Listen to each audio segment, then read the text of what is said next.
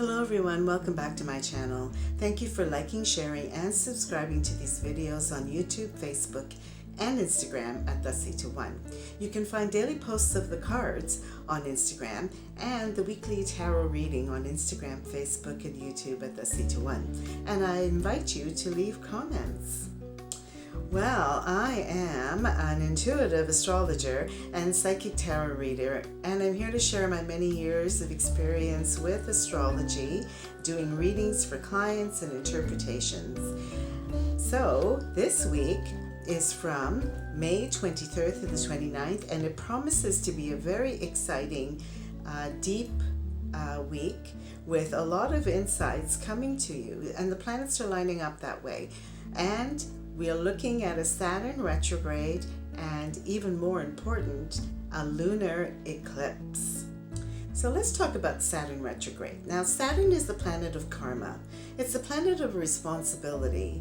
It's our material world, and all the material laws we make and the Spirit has made for us, Saturn is forcing us or telling us that we must follow them. The long, hard approach, the taskmaster that he is telling us that by concentrating, grounding ourselves, and remaining pragmatic, we will get to our goal. It's a slow, hard climb sometimes, and sometimes you have to repeat things again and again. That's the karmic part.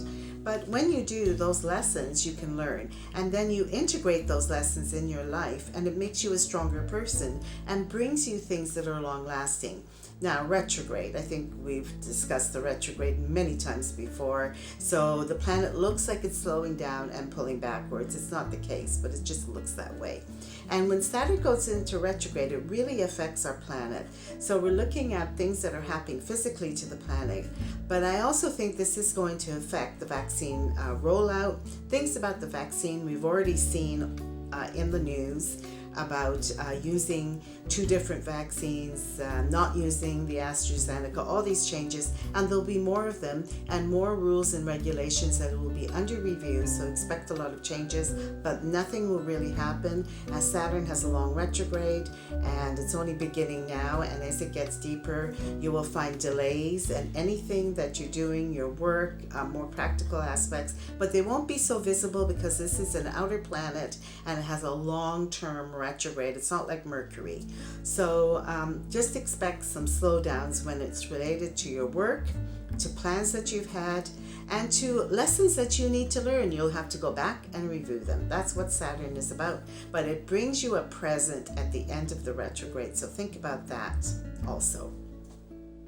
Now here's some exciting news. There's an eclipse coming up on the 26th, and it's a lunar eclipse, meaning it's full moon and an eclipse. A lot of intensity.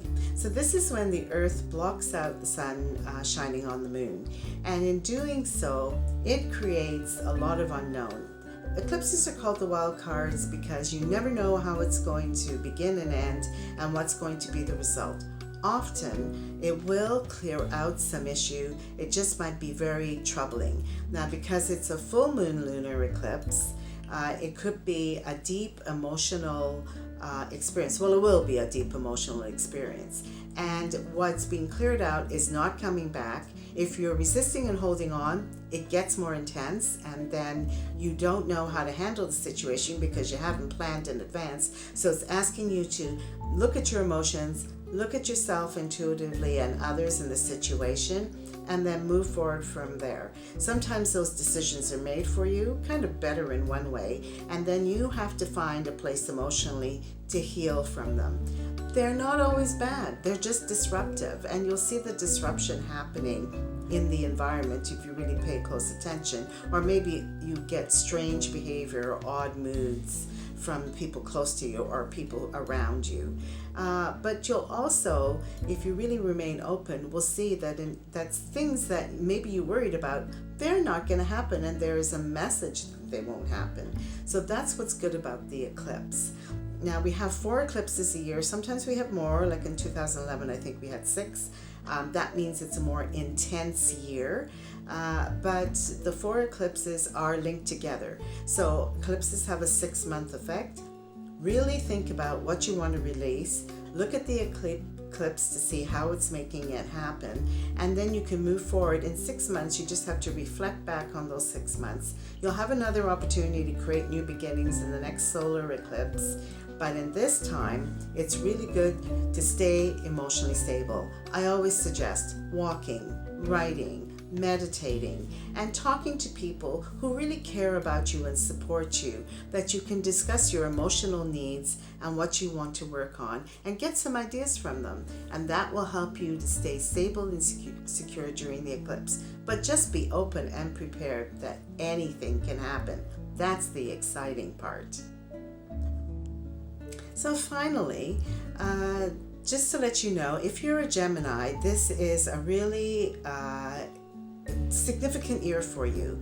The closer to the 21st, 22nd that your birthday falls, then the closer the eclipse is to your sun.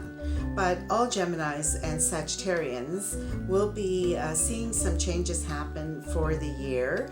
I already talked about the North Node in Gemini, South Node in Sagittarius. So there's some big shifts happening, and I see this as an open road. Like there's an opening, a door is being opened. There might be a windstorm happening at first before you can see the clearing of the energy, but it means a new direction for you. So with the eclipse and the North Node, just keep your eye on what's going on in the future. You might be experiencing major changes in your lifestyle, job, home, relationships. So keep an eye on them. You're probably already feeling it move in, and you'll have a chance to make choices. Remember, you have free will. So take care, enjoy the energies, and I'll see you next week with more Astro Energy. Please remember to like, share, and subscribe to these videos on YouTube, Facebook, and Instagram.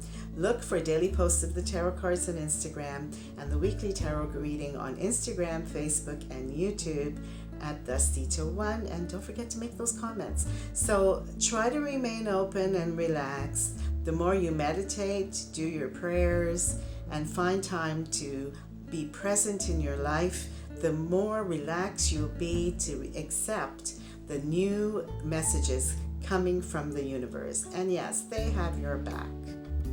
Take care, and I'll see you next time.